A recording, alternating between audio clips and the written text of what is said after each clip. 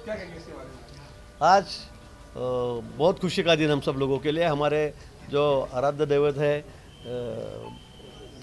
छत्रपति शिवाजी महाराज, उनकी आज जयंती। आज पूरे महाराष्ट्र में नहीं, देश भर में जहाँ जहाँ भी हमारे मराठी भाई है, अन्य भाई है, सभी बड़े धूमधाम से शिव जयंती मना रहे हैं। आज पूरा सब वातावरण महाराष्ट्र में तो भगवा हो गया है।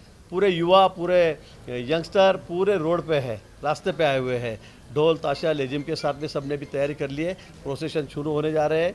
कई शहरों में सुबह से शुरुआत हुई है। मुझे लगता है हमारे लिए बहुत खुशी का दिन है।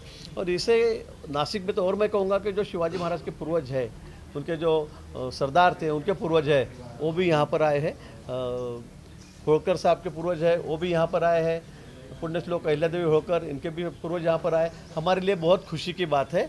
और अभी थोड़ी देर में, एक 5-10 मिनट में यहाँ की प्रोसेशन जो है, मिरवणूक जो है, उसकी भी शुरुआत होने जा रही है। मध्यंतरी 400 कोटीच्या कंटेनर चोरीचा मुद्दा इगतपुरी मोठी परिसरामध्ये गाजलेला होता. पोलिसांनी गुन्हा देखील दाखल केलेला होता. मात्र महिनाभराच्या 1.5 महिन्याच्या तपासामध्ये त्यामध्ये सगळ्यांना जामीन मंजूर झालेला आहे.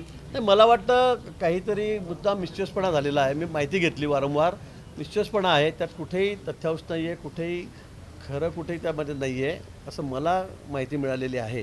आणि त्यामुळे तिथे सगळी ती केस बंद झालेली आहे। ही अफवाच होती, त्याच्यामध्ये काही तथ्य निघालेलं नाही।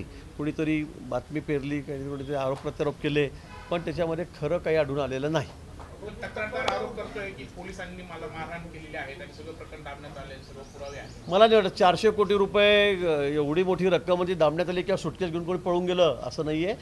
ट्रक भरून पैसे असतील ते 400 कोटी म्हणजे ते असं की लपवलं कोणी घेतलं किंवा पिक्चर स्टाईलमध्ये खड्डा खोदला वरतून माती टाकून दिली। आपण साऊथचा मूवी बघतो, मला वाटतं तसं काही नाही आहे। ही अफवाच होती आणि पोलिसांनी ते सांगितलेलं आहे। धन्यवाद। चेअरमनच्या संदर्भातला चर्चा आहे, हां, कोणाच्या नावावर नेमका शिक्कामोर्तब झाला, कधीपर्यंत ते जाहीर होईल? महापौरांनी देखील ते आम्ही ठरवल्यावर तुम्हाला निश्चित नाव त्या ठिकाणी जाहीर करू। यावेळेला महापौराचं नाव आपण कसं जाहीर केलं होतं, आता एकच नाव जाहीर होईल वेळेवर. तसंच जाहीर होईल।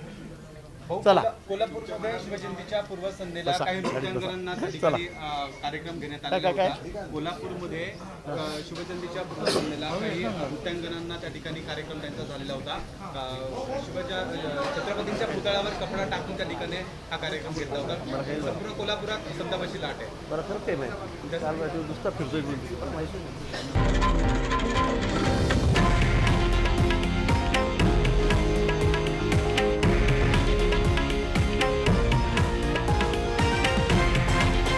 हे आहे देशातील नंबर 1 न्यूज नेटवर्क आणि आपण पाहत आहात TV9 मराठी, एकमेव।